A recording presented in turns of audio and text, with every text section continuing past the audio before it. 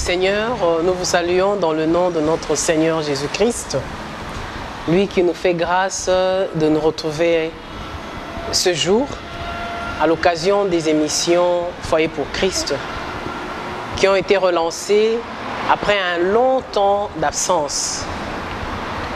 Il est tout à fait légitime à tout un chacun de nous, lorsque cela se fait sentir, que de penser de fonder un foyer. C'est vrai qu'il y en a qui ont déjà fondé, il y en a qui s'apprêtent et il y en a qui vont peut-être être des conseillers, des guides pour cette merveilleuse aventure qui permet d'offrir un cadre au sein duquel on trouve son épanouissement, on trouve son équilibre. Parce qu'au sein du foyer, à travers le mariage, qui est le cadre par excellence institué par Dieu lui-même, on y passe son temps sur cette terre des hommes.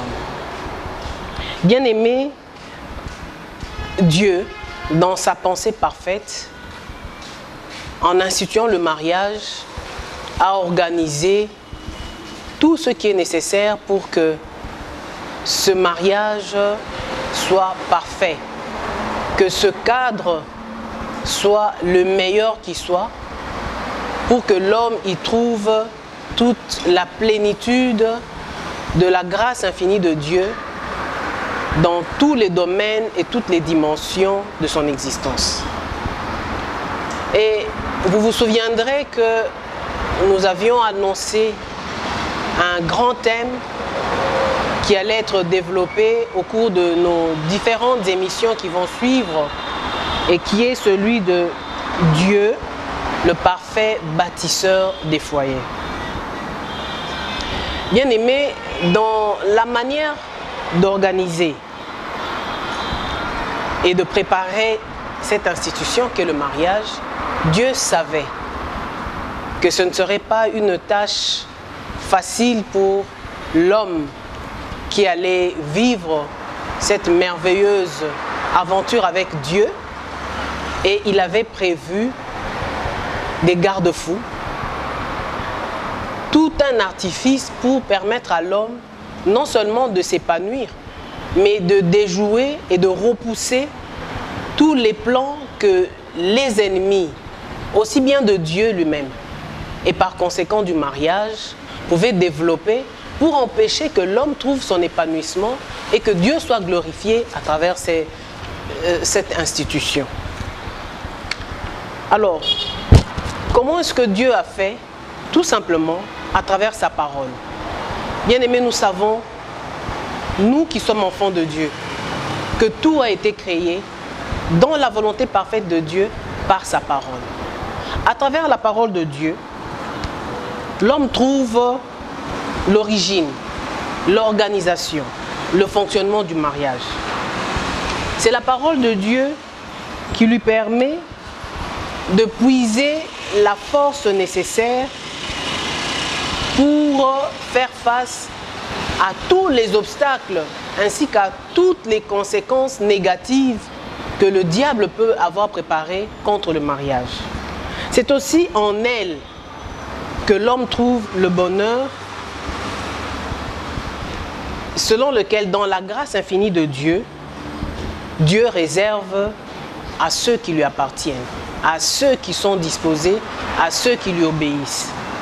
Mais en ce jour, nous allons écouter, à la lumière de la parole de Dieu, son serviteur, le frère Marcel Kalala, qui va nous développer dans diverses parties que nous aurons à suivre. Qu'est-ce que Dieu a préparé à travers ce thème que nous avons annoncé? Dieu, le parfait bâtisseur du mariage. Le frère Marcel, avec sa chérie, la sœur Chantal Kalala, ont reçu de la part du Seigneur une vision à travers les moyens que le Seigneur Dieu leur a mis à cœur et à l'esprit de travailler dans la mise en œuvre de cette vision du Seigneur pour que tous les foyers du monde, dans la réconciliation avec Dieu par Jésus-Christ, puissent devenir des foyers pour Christ. Le frère Marcel Kalala, que nous allons suivre, est le représentant légal de l'Association internationale des foyers pour Christ. Suivons attentivement tout ce que le Seigneur lui a mis à cœur pour ce thème. Dieu, le parfait bâtisseur des foyers. Bien-aimés dans le Seigneur, chers téléspectateurs, comme vous venez de l'entendre dans l'introduction de cette émission, les messages que nous avons à partager avec vous dans le cadre des émissions Foyer pour Christ sont basés sur ce thème, Dieu, le parfait bâtisseur des foyers. Ce thème est tiré de la parole de Dieu dans le livre des psaumes. Le psaume 127, verset 1er, dans sa première partie, il est écrit ceci: « Si l'Éternel ne bâtit la maison, ceux qui la bâtissent travaillent en vain. » C'est Dieu qui parle. Bien-aimés, pour cette émission, nous allons répondre à une question. Pourquoi ce thème? Pourquoi Dieu a-t-il inspiré ce thème? Bien-aimés, nous vivons en ce moment des temps difficiles. Les temps où les ennemis de Dieu cherchent à ébranler le fondement de ce que Dieu a conçu d'excellent dès le commencement pour le bonheur de l'homme, à savoir le mariage. Les ennemis de Dieu et les ennemis de mariage introduisent et favorisent le développement des pratiques contraires à la vision divine du mariage. Des pratiques telles que les unions libres, les unions contre nature homosexuelles et lesbiennes, le mariage forcé, les mariages basés sur des contrats à durée déterminée.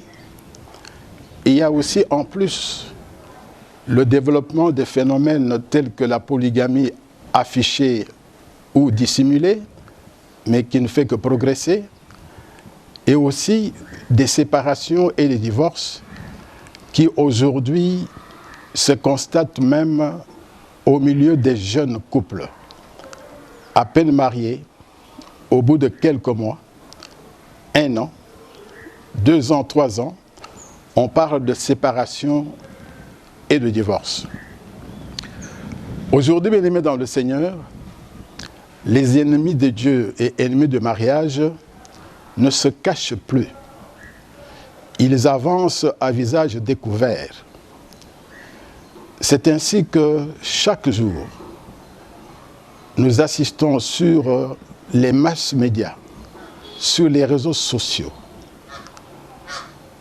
ce que veulent faire ces ennemis de mariage, qui cherchent en fait à imposer une vision de mariage aux hommes, aux femmes, de toutes nations, de toutes races, de toutes cultures et de toutes croyances, heurtant ainsi leurs traditions et marchant en sens opposé à la définition du mariage tel que Dieu l'a donné dès le commencement.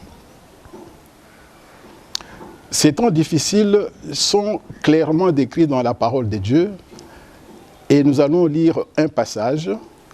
Ce passage est tiré de la 2e lettre de l'apôtre Paul à Timothée, 2 Timothée au chapitre 3. Nous allons lire du verset 1 au verset 5. Nous lisons pour la gloire de Dieu. sache que dans les derniers jours, il y aura des temps difficiles, car les hommes seront égoïstes, amis de l'argent, fanfarons, hautains, blasphémateurs, rebelles à leurs parents, ingrats, irréligieux, insensibles, déloyaux, calomniateurs, intempérants, cruels, ennemis des gens de bien, traîtres, emportés, enflés d'orgueil, aimant le plaisir plus que Dieu, ayant l'apparence de la piété, mais reniant ce qui en fait la force. Éloigne-toi de ces hommes-là. C'est la parole de Dieu. Il y a donc un danger. Et devant ce danger, chaque enfant de Dieu, chaque couple chrétien, chaque foyer chrétien ne peut pas rester de bras croisés. Chacun doit se lever et prendre les armes de Dieu afin d'endiguer ce fléau et rendre inopérants tous les assauts des ennemis du mariage tels que Dieu l'a voulu depuis le commencement. Quelles sont ces armes de Dieu dont je parle? Nous en avons retenu 3. La première arme disponible, c'est la vivante et puissante parole de Dieu, que chaque enfant de Dieu doit s'approprier, que chaque couple chrétien doit s'approprier, que chaque foyer chrétien doit s'approprier, en la méditant et en la mettant en pratique quotidiennement. Et il y a plus. Cette parole vivante et puissante de Dieu doit être prêchée et enseignée en tout lieu et en tout temps. Voilà la première arme. La deuxième arme, c'est le témoignage de vie avec Dieu qui fait la différence entre le foyer chrétien et le foyer sans Dieu.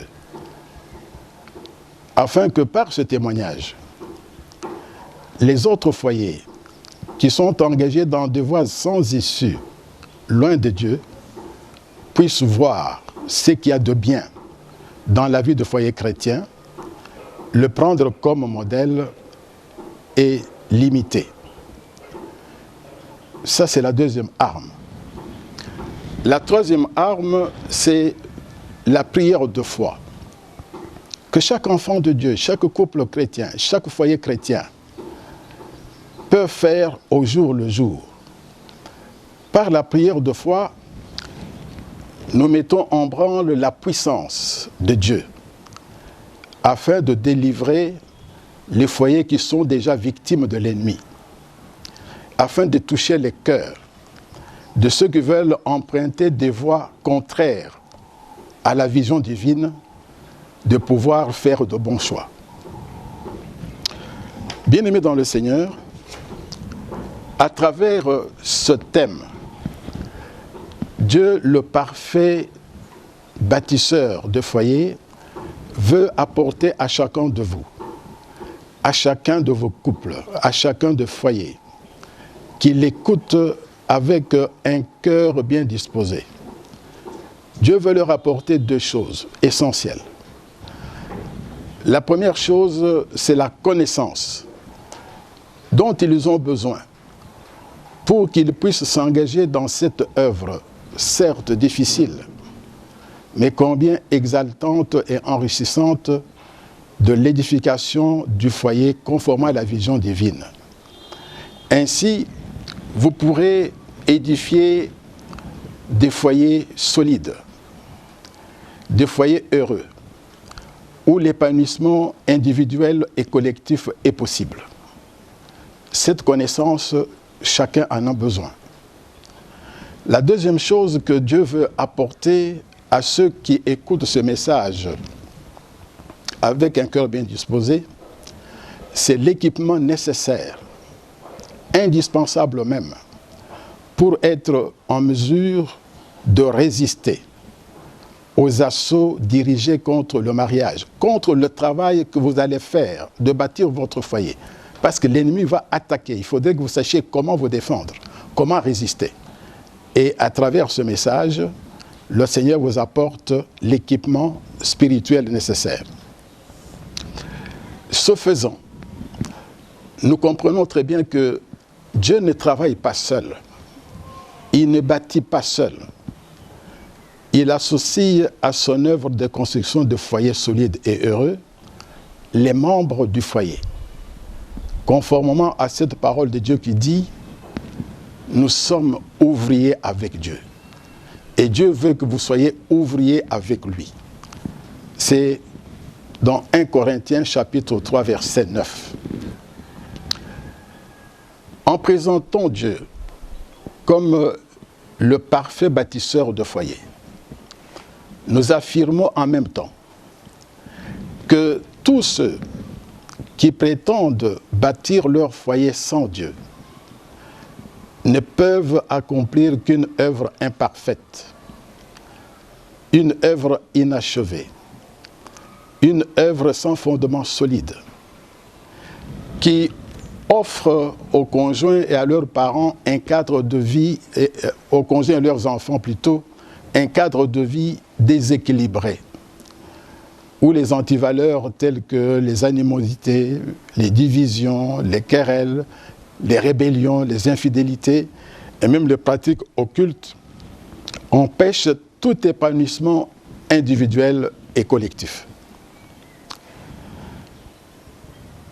Bien-aimés dans le Seigneur, tous ces foyers qui veulent se bâtir en dehors de Dieu se soumettent en fait sous l'autorité de l'ennemi, qui en fait sa proie, qui en fait sa demeure et qui manipule à sa guise ses membres. Pour comprendre la nécessité de bâtir votre foyer avec Dieu, les messages que nous allons présenter sont conçus en 3 grandes étapes. La première étape que nous commencerons dès la prochaine émission va consister à faire l'état des lieux. Que signifie faire l'état des lieux? C'est analyser l'état des foyers dans le monde actuel. Quel est l'état des foyers? Quelle est la situation actuelle?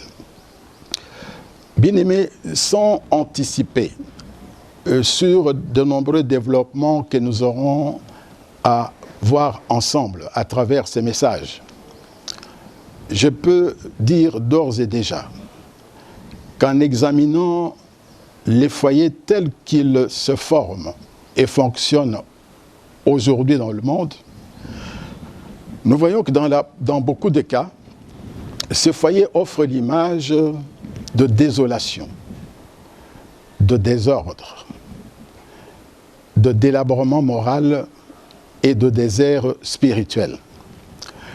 Parce qu'en effet, dans beaucoup de foyers aujourd'hui, nous voyons tantôt c'est un parent, tantôt c'est un enfant, qui revendique le droit de vivre autrement et en toute liberté. D'où cet état de délabrement. Et tous ces foyers ont besoin d'être aidés. Et ces émissions ont pour but de vous apporter les éléments de connaissance nécessaires. Après avoir examiné l'état de foyer dans le monde actuel, la deuxième étape consistera à voir ensemble quelles sont les causes profondes de l'état de délabrement dont j'ai parlé, du désert spirituel. Parce qu'en effet, lorsque un immeuble supposé bien bâti se lézarde ou s'effondre, on va regarder à la conception, est-ce qu'elle a été bonne? On va aussi regarder à la réalisation, est-ce qu'elle a été bonne? En d'autres termes, dans la deuxième étape de nos émissions, nous verrons comment aujourd'hui les foyers se forment, les foyers se bâtissent, pour que nous puissions comprendre les causes profondes de l'état actuel de beaucoup de foyers qui se débattent dans des difficultés énormes. Et enfin, dans une troisième et dernière étape, nous allons étudier ensemble le modèle biblique de l'édification de foyers conforme à la vision de Dieu telle qu'il l'a donnée dès le commencement. Et avec tout ce bagage, nous croyons que vous serez rendus capables, par la puissance du Saint-Esprit que nous invoquons en ce moment, pour ceux qui ont un cœur bien disposé, vous pourrez entrer dans cette dimension de bâtir votre foyer avec Dieu pour en tirer tous les bénéfices spirituels, moraux, physiques et matériels. Que la grâce et la paix de notre Seigneur et Sauveur Jésus-Christ abondent dans votre foyer. Bien-aimés dans le Seigneur, nous avons pu suivre avec attention, par la grâce infinie de Dieu, comment est-ce que Dieu a pensé organiser le mariage. Mais nous avons pu également nous rendre compte que les ennemis de Dieu, qui sont aussi les ennemis du mariage, et en même temps les ennemis de l'homme, qui est le bénéficiaire de cette institution divine. Cependant, nous pouvons retenir trois choses essentielles qui ont été développées, qui vont être développées dans nos prochaines émissions par son serviteur.